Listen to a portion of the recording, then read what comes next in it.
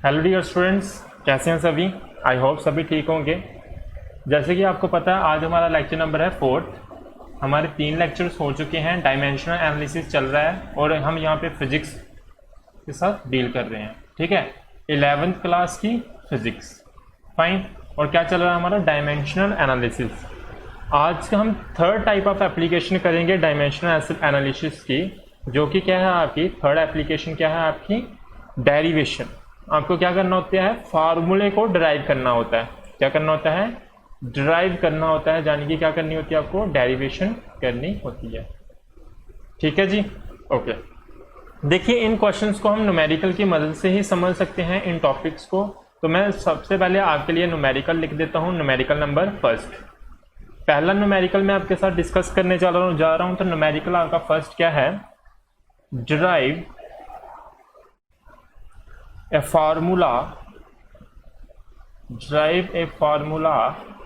if force F, capital F, depends upon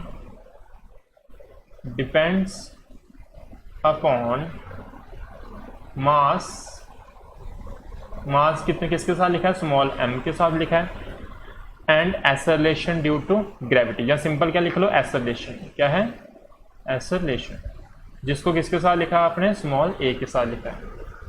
ये question है। इस क्वेश्चन को करने से पहले आपको पता है ये वीडियो आप कौन से चैनल पर देख रहे हो, टेक्निकल मंडोत्रा जी, टेक्निकल। ठीक है, एक सेकेंड स्पेलिंग चेक कर लेना आप, टेक्निकल मंडोत्रा जी। ठीक है, मंडोत्रा का स्पेलिंग चेक कर लो, मंडोत्रा जी। ये आपको टाइप करके सर्च करना है यूट्यूब पे।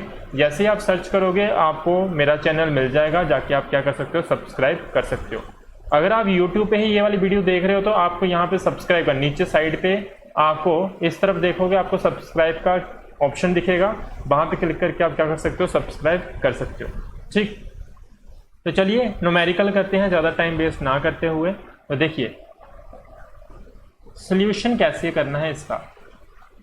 देखो आपको क्या दिया, आपको बोला है फार्मूला ड्राइव करना है। किसका फार्मूला ड्राइव करना है, फोर्स का करना है। ये फोर्स दो चीजों पे डिपेंड करिए, एक है आपका मास और दूसरा है आपकी एक्सेलरेशन, राइट। तो जैसे कि क्वेश्चन में दिया हुआ है आपकी जो फोर्स है वो डायरेक्टली आप लिख लो, डायरेक्टली तो नहीं बोल सकते, हाँ किसके प्रोपोर्शनल आपके, एक तो मास के ऊपर डिपेंड कर रही है, दूसरा किसके ऊपर कर रही है, एक्सेलरेशन के ऊपर कर रही है। आगे बढ़ने से पहले मैं एक चीज पूछता हूं आपको। देखो जैसे आपको अगर मैं काइनेटिक एनर्जी का फार्मूला पूछूं, जो आपकी काइनेटिक एनर्जी है, किसी को अगर नहीं पता है काइनेटिक एनर्जी का फार्मूला, कोई बात नहीं, आगे हमारा जब आगे पढ़ेंगे हम सीखेंगे ये कैसे फार्मूला बनता है। लेकिन जिसको पता है उसके लिए देखो, काइनेटिक एनर्जी का फार्मूला होता है 1/2 mv²। ये जो एनर्जी है ये दो चीजों पे डिपेंड कर रही है, एक है मास और एक क्या है, वेलोसिटी। मास की अगर पावर देखोगे कितनी है, 1 है, और वेलोसिटी की पावर कितनी है, 2 है। अगर मैं सिंपल बात बोलूं, kinetic energy is depending upon mass and velocity. लेकिन अगर हम डिटेल में इसको देखें तो ये मास की पावर यहाँ पे कितनी है, 1 है, और वेलोसिटी की पावर यहाँ पे कितनी है, 2 है। सेम यहाँ पे क्वेश्चन में हमें दिया होता है, यहाँ पे हमें दिया हुआ है जो आपकी फोर्स है, वो डिपेंड कर रही है किसके ऊपर, मास के ऊपर और एक्सेलरेशन के ऊपर। पर हमें ये नहीं दिया कि इस मास की पावर कितनी होगी और इस एक्सेलरेशन की पावर कितनी होगी। हमें इस क्वेश्चन के अंदर बेसिकली यही चीज फाइंड करनी होती है। Okay fine. तो आप क्या करो, मास की पावर अपने से a मान लो और एक्सेलरेशन की पावर कितनी मान लो, b। ठीक, अब जैसे ही आप प्रोपोर्शनैलिटी साइन को हटाओगे तो क्या आ जाएगा, इक्वल टू आ जाएगा, और साथ में इसकी जगह क्या आ जाएगा, कांस्टेंट ऑफ प्रोपोर्शनैलिटी, m की पावर a और एक्सेलरेशन की पावर b। ये आपकी इक्वेशन नंबर मान लो कौन सी है, आपकी इक्वेशन नंबर फर्स्ट। आगे आपके स्टेप क्या रहते हैं इस क्वेश्चन को सॉल्व करने के, उसको देखते हैं। देखिए वी नो, आपने क्या करना है, फोर्स का डायमेंशनल फार्मूला लिख लो, मास का डायमेंशनल फार्मूला लिख लो और एक्सेलरेशन का डायमेंशनल फार्मूला लिख लो। फोर्स का अगर मैं आपको डायमेंशनल फार्मूला पूछूं, किसका, फोर्स का डायमेंशनल फार्मूला क्या होता है, बताओ सारे मुझे मिलके, क्या होता है, m1 L1 T-2। अगर मैं आपको मास का डायमेंशनल फार्मूला पूछूं तो क्या होता है मास का, बताओ। मास का डायमेंशनल फार्मूला होता है आपका m1 L0 T0। बात समझ आ रही होगी। तो और अगर मैं आपको, अब कौन सी टर्म बची हुई है आपकी, एसोलेशन। एसोलेशन का भी लिख लो साइड पे। तो डायमेंशनल फार्मूला किसका, एसोलेशन का। तो क्या है बताओ मुझे, m0 L1 T-2। ये हमने सारे डायमेंशनल फार्मूले लिख लिए। अब मैं इसको थोड़ा सा साइज इस पेज का रिड्यूस कर दूंगा, ठीक है। ओके फाइन, आई होप आपको दिख रहा होगा, ठीक है जी। आगे देखो, अब नेक्स्ट स्टेप में आपने क्या करना है। नेक्स्ट स्टेप में देखो क्या करोगे, अब using equation first, equation first को देखो, इक्वल टू के इधर क्या है, फोर्स लिखी हुई है, तो फोर्स का डायमेंशनल फार्मूला लिख लो। और फोर्स का डायमेंशनल फार्मूला हमने अभी अभी लिखा, क्या है, m1 L1 T-2 equals to किसके बराबर है बताओ मुझे, k। यहाँ पे क्या लगा हुआ है, k। फिर उसके बाद मास है, तो मास का डायमेंशनल फार्मूला लिख लो, m1 L0 T0। कितना है, T0। मल्टीप्लाई किसके साथ हो रहा है, एसोलेशन के साथ हो रहा है। एसोलेशन का डायमेंशनल फार्मूला कितना आता है, m0 L1 T-2। लेकिन अगर आप ध्यान से देखो, मास की कुछ पावर भी थी। मास की क्या थी आपकी, कुछ ना कुछ पावर थी। तो यहाँ पे पावर कितनी लगा दो इसके साथ। Guys wait for a second. देखो अगर आप ध्यान से देखोगे यहाँ पे, अगर आप ध्यान से देखोगे यहाँ पे मास की पावर कितनी है, a है, और एसोलेशन की पावर कितनी है, b है। तो यहाँ पे जो मास का आपने डायमेंशनल फार्मूला लिखा है, तो इसकी पावर कितनी लगा दो, a लगा दो। यहाँ पे पावर कितनी आ जाएगी इसकी, a। और एसोलेशन का ये वाला डायमेंशनल फार्मूला है, तो इसकी पावर कितनी लगा दो, b। ठीक है, आगे बढ़ते हैं। नेक्स्ट स्टेप क्या है, m1 L1 T-2 equals to, देखो यहाँ पे जो के है ना, के, ये बेसिकली आपका क्या है, कांस्टेंट है। क्या है आपका, कांस्टेंट। तो इसको लिखने की जरूरत नहीं होती है इसके, क्योंकि डायमेंशनल फार्मूला नहीं रहता है। तो आप क्या करोगे, m की पावर कितनी है, 1। ये जब अंदर जाके जाएगा, जब इसको आप ब्रैकेट को ओपन करते हो किस्म का, तो ये as क्या करता है, इन सभी की पावर, इसकी पावर, इसकी पावर और इसकी पावर, इन सभी की पावर के साथ जाके क्या हो जाएगा, मल्टीप्लाई हो जाएगा। तो क्या हो जाएगा, m की पावर कितनी है, 1 है, तो 1 के साथ a मल्टीप्लाई होगा तो पावर कितनी हो जाएगी, a। l की पावर कितनी है, 0 है, 0 के साथ a मल्टीप्लाई होगा तो पावर कितनी हो जाएगी, 0। p की पावर भी 0, तो इसकी पावर कितनी रहेगी, 0। सिमिलरली m की बात करनी हो, यहाँ पे बात करो, यहाँ पे m की पावर कितनी है, 0, b के साथ मल्टीप्लाई होगा तो पावर कितनी रहेगी, 0। l की बात करनी हो तो l की पावर कितनी है, 1 है, तो b मल्टीप्लाई होगी अंदर जाके तो पावर कितनी हो जाएगी, b। और t की बात करनी हो, t कितना है, -2 है, तो -2 के साथ b मल्टीप्लाई होगा तो कितनी पावर हो जाएगी, -2b। ठीक है, ओके। मैं पेज का साइज थोड़ा सा रिड्यूस कर रहा हूँ ताकि इसी पेज के ऊपर मैं सब समझा दूंगा आपको, है ना। Okay fine. देखिए मैं कलर चेंज कर लेता हूँ ताकि आपको पता चले, मैंने यहाँ पे पेज चेंज करना होता है बेसिकली आपको। ठीक है, अब देखो नेक्स्ट स्टेप क्या है,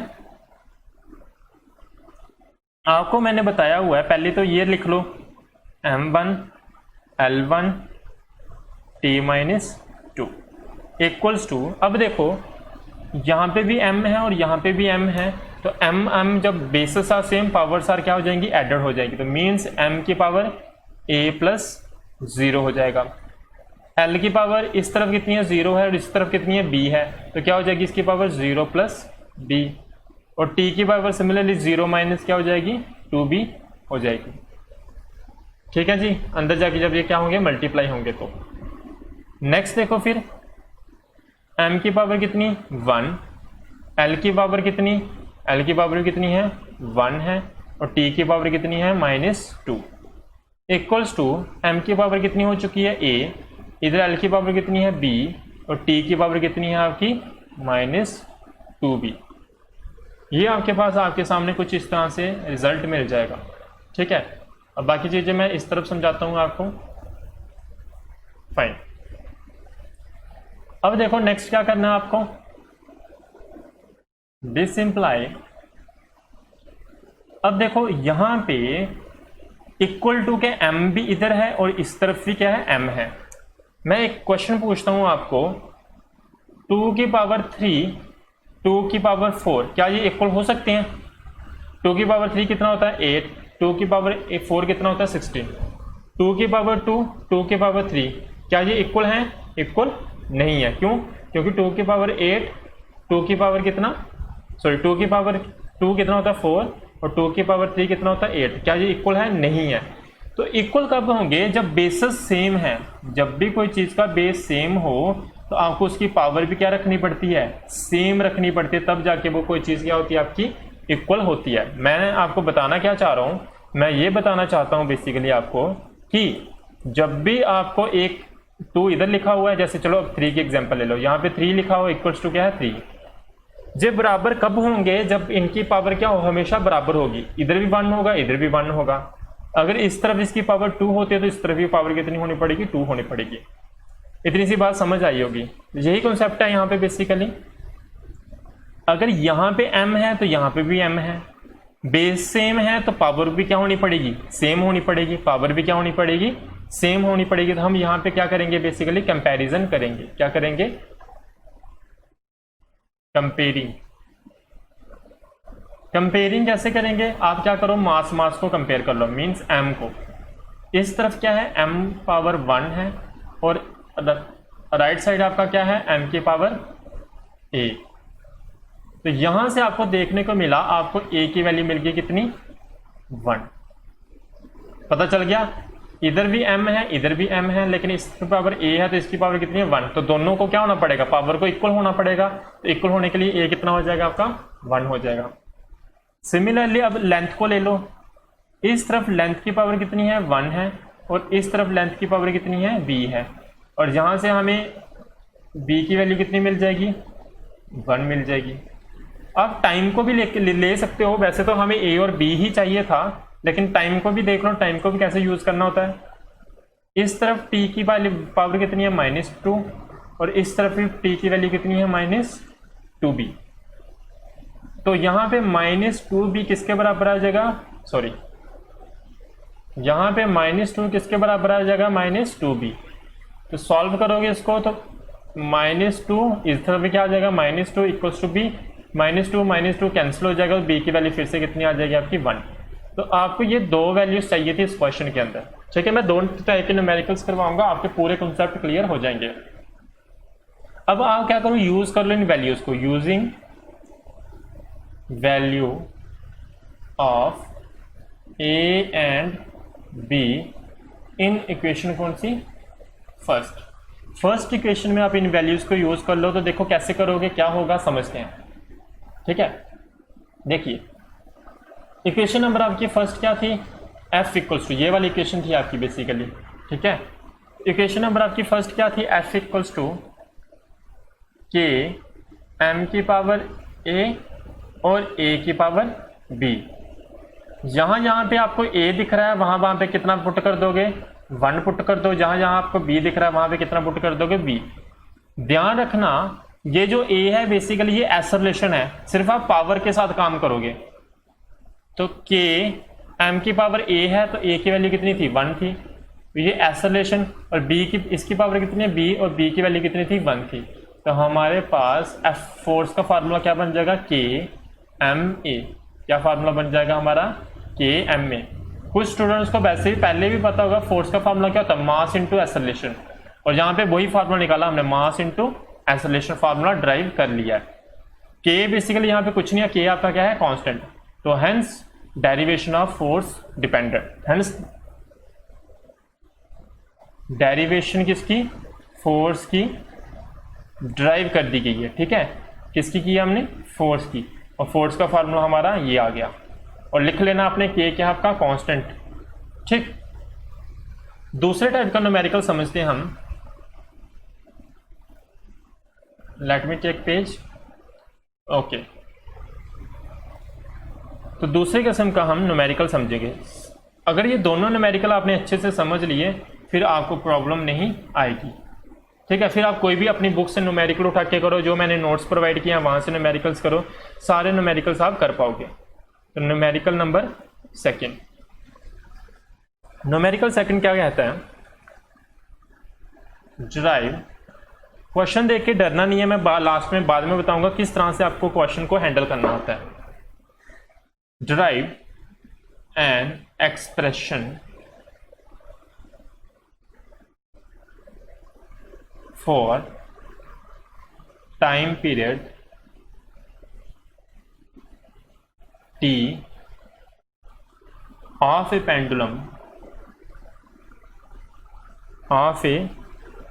pendulum which may depends upon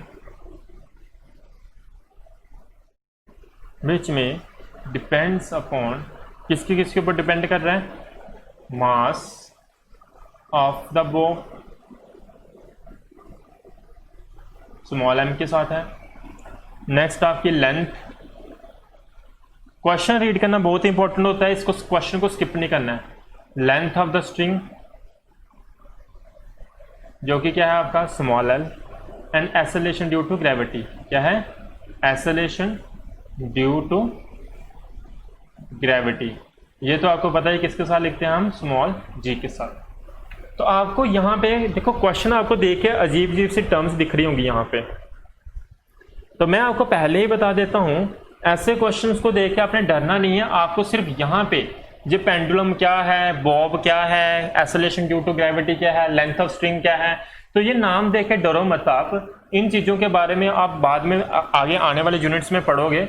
बस इस टॉपिक के अंदर आपको सिर्फ जानना क्या है, आपको ये पता करना है ये टाइम है, आपको रिलेशन फाइंड करना है। यहाँ पे दिया हुआ है टाइम का रिलेशन फाइंड करो, और ये जो टाइम है डिपेंड करता है किसके ऊपर? टाइम डिपेंड करता है आपका मास के ऊपर। मास ऑफ द बॉब लिखा है, सिर्फ आप इतना समझो मास के ऊपर डिपेंड करता है, लेंथ के ऊपर डिपेंड करता है, और एक्सेलरेशन ड्यू टू ग्रेविटी के ऊपर डिपेंड करता है, मीन्स जी के ऊपर। बस इतना सा क्वेश्चन समझ गए तो बस आपका काम हो गया, क्वेश्चन सॉल्व हो जाएगा। एग्जाम में भी आपको ऐसे ही करना होता है, ठीक है? टाइम वेस्ट नहीं करना ज़्यादा क्वेश्चन रीड करने में।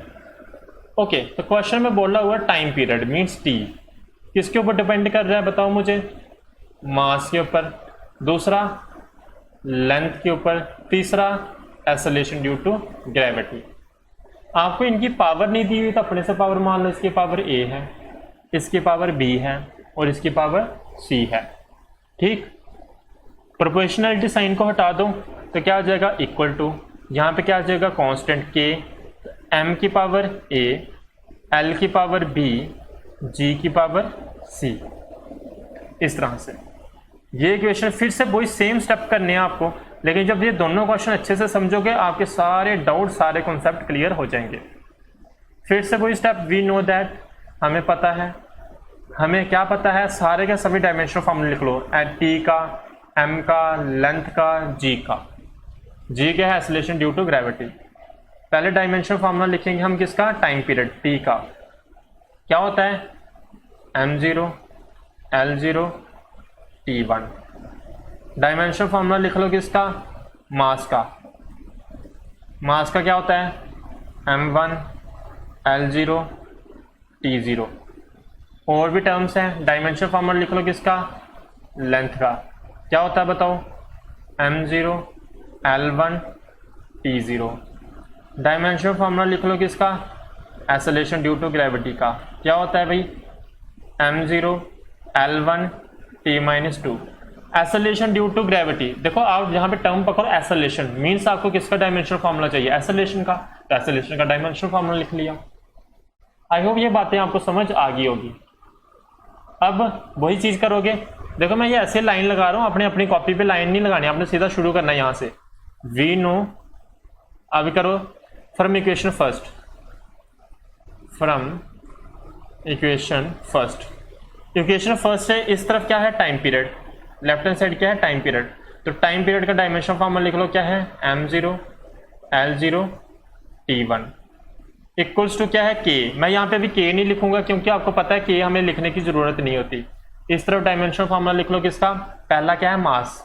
मास का डायमेंशन फॉर्मूला क्या है? m1 l0 t0। m की पावर कितनी है? a है, तो इसकी पावर लगा दी मैंने कितनी? a। दूसरा क्या है आपका? l। एल की डायमेंशन फार्मूला लिख लो। क्या यही है लेंथ का डायमेंशन फार्मूला? और लेंथ की पावर देखो कितनी है, बी है, तो मैंने इसके ऊपर बी लगा दिया। तीसरी कौन सी क्वांटिटी है? Acceleration due to gravity, m0 l1 t-2। मैं सभी के डायमेंशनल फार्मूले लिख रहा हूं, बस ये कर रहा हूं। और acceleration due to gravity, g के ऊपर देखो कितनी पावर है, c, इसकी पावर लगा दो कितनी, c। आई होप बातें समझ आ रही होगी आपको। नेक्स्ट क्या करोगे, m0 l0 t1 किसके बराबर है बताओ? अब देखो यहां पे भी m है, यहां पे भी m है, यहां पे भी m है, तो क्या वही चीज करोगे, basis are same, powers are added. तो यहां पे क्या हो जाएगा, m की power 1 plus 0 plus 0, 1 plus 0 plus 0। Next देखो l ले लो, l की पावर 0 प्लस 1 प्लस 1। अब देखो यहां भी ये प्लस 1 प्लस 1 प्लस 1 कर रहा हूं, क्या ये तरीका सही है या मैंने कुछ इस यहां पे गलती की है? आप बोलोगे यहाँ पे एक मिस्टेक हुई है। तो क्या मिस्टेक हुई है? आपने ये मिस्टेक अपनी कॉपी पे रिपीट नहीं करनी है। देखो क्या मिस्टेक है, आपको ये स्टेप करने से, ऐड करने से पहले इन पावर्स को क्या करना होता है, अंदर मल्टीप्लाई भी करना होता है। ठीक, तो क्या हो जाएगा, m की पावर a, l की पावर 0, t की पावर 0। पता चल गया ना, a इसके साथ मल्टीप्लाई किया, इसके साथ मल्टीप्लाई किया, इसकी पावर के साथ मल्टीप्लाई किया। ऐसे ही b इसकी पावर के साथ मल्टीप्लाई करो, इसके साथ करो, इसके साथ करो, तो क्या हो जाएगा, 0 के साथ मल्टीप्लाई होगा 0 ही रहेगा, 1 के साथ b मल्टीप्लाई होगी, पावर b हो जाएगी, t की पावर 0 है तो इसकी पावर 0 ही रहेगी। ऐसे ही m की पावर 0, l की पावर c और t की पावर क्या आ जाएगी, -2c। समझ आ गई होगी बात? ठीक है, अब मैं थोड़ा सा अपने पेज का साइज रिड्यूस कर लेता हूँ। ठीक है, अगर आपको ये साइज रिड्यूस कर देता हूँ, जब बाद में अगर आपको कुछ प्रॉब्लम आती है तो कमेंट सेक्शन में लिखना, मुझे बताना, तो मैं फिर आगे से ये चीज़ नहीं करूँगा। ठीक है, क्योंकि ये स्टेप सारे मैंने पहले करवा दिए होते हैं ना, इसलिए मैं इनको रिड्यूस कर देता हूँ ताकि एक ही पेज पे सब समझा दूँ। ये सारी चीज़ें मैंने समझा दी होती हैं, तो इसलिए मैं क्या कर देता हूँ, इनको साइज कम कर देता हूँ। अब देखिए m0 l0 t1 equals to, basis are same, powers are added. तो m की पावर कितनी है, a है, इधर कितनी है 0 है, इधर कितनी है 0, तो इस कर दो ऐड, +0 +0। मैं अलग कलर से लिखता हूं ताकि आपको पता चले हम नेक्स्ट स्टेप में कर रहे हैं। मैं भी वाइट पेन से लिख रहा हूं। ठीक है, तो क्या किया मैंने, m की पावर a +0 +0, l की पावर इस तरफ कितनी है 0, इस तरफ b और इस तरफ c, तो क्या हो जाएगा 0 + b + c। t की वैल्यू बात करनी हो, इधर भी 0 + 0 + -2c हो जाएगा। क्या हो जाएगा 0 + 0 - 2c। ये हो गया हमारे पास। सॉल्व करो, ये तो पता ही है, बार बार इसी चीज को लिख रहे हैं। तो ऊपर सिर्फ आपने ऐड करना है, इसकी पावर कितनी a, इसकी पावर कितनी b + c और इसकी पावर कितनी -2c। आई होप ये सारी बातें आपको समझ आ गई होंगी। ठीक है, कैसे किया वही, अब वही स्टेप करना, हमें कंपैरिजन करना है। क्या करना, हमें कंपैरिजन करना है। कैसे कंपैरिजन होगा, तो देखिए मैं साइड पे लिखता हूं अभी।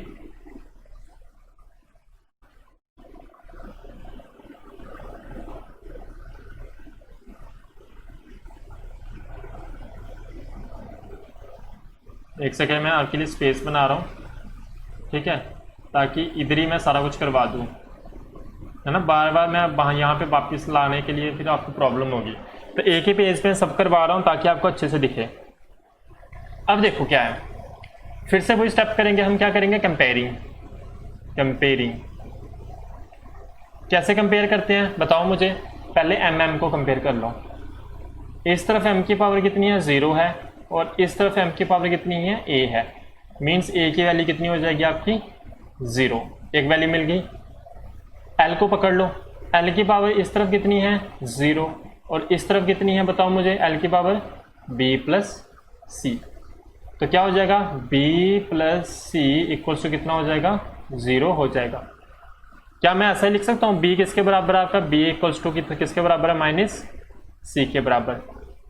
ये बात भी आपको क्लियर होगी। सिमिलरली अब पकड़ लो किसको, टाइम को।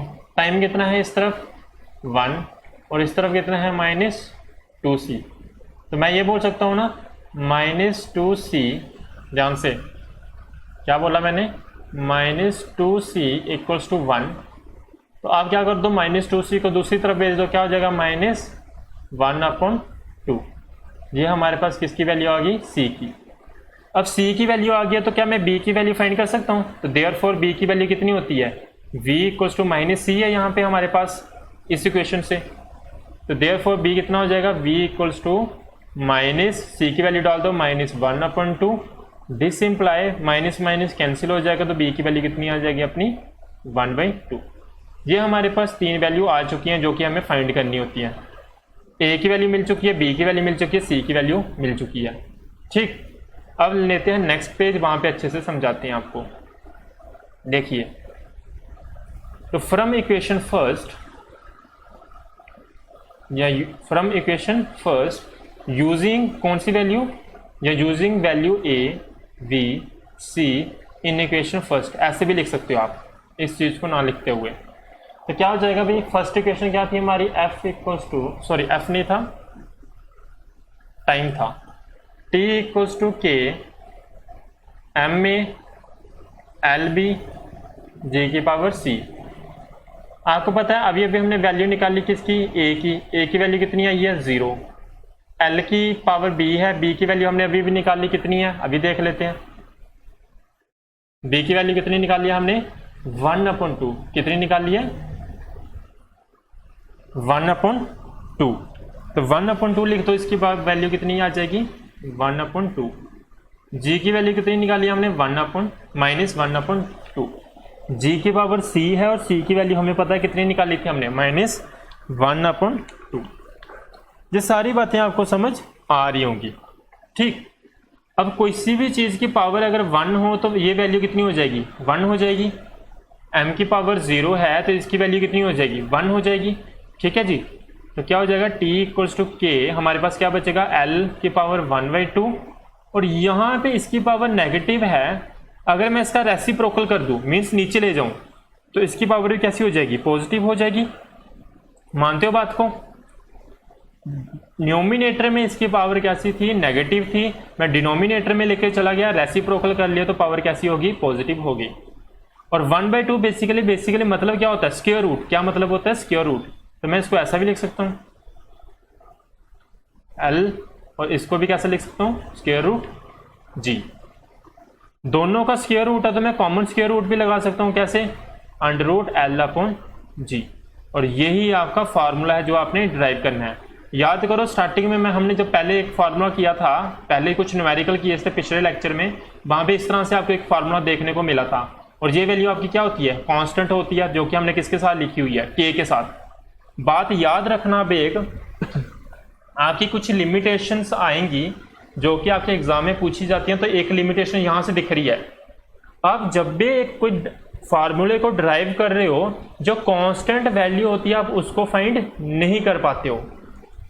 इस मेथड से डायमेंशनल जो एनालिसिस होती है, जो बेसिकली आपकी जो डायमेंशनल एनालिसिस की मदद से आप फार्मूले को ड्राइव करते हो, जहां पे जो कांस्टेंट वैल्यू होती है ना, बेसिकली यहाँ पे k की वैल्यू कितनी होती है 2π एक्चुअल में देखनी हो, लेकिन जब हम ड्राइव कर रहे थे हमें k की वैल्यू नहीं मिली कहीं भी ड्राइव करते हुए। तो यही इसकी इस मेथड की लिमिटेशन आती है, वो जो हम बाद में सीखेंगे। ठीक है, तो ये इस क्वेश्चन का मेथड था सॉल्व करने का। अगर आपको वीडियो अच्छी लगी है तो लाइक करो यार, वीडियो को ज़्यादा से ज़्यादा लाइक करके इसको शेयर भी किया करो अपने फ्रेंड्स के साथ, और सब्सक्राइब कर दो चैनल को। ठीक है, बहुत किस्म की यहाँ पे मैं वीडियो अपने चैनल पे डालता रहता हूँ, सिर्फ एजुकेशन से रिलेटेड नहीं, और भी बहुत सारी किस्म की यहाँ पे वीडियो आती रहती हैं। लेकिन जो वीडियो वही होती है जो आपकी स्किल को इम्प्रूव करे, आपकी नॉलेज को इन्हेंसमेंट दे, वैसी वीडियो इस चैनल पे आती रहती है। ठीक, तो आज के लिए इस वीडियो को यहीं पे रखते हैं, मिलेंगे नेक्स्ट लेक्चर के साथ, नेक्स्ट टॉपिक के साथ। Okay bye, have a nice day.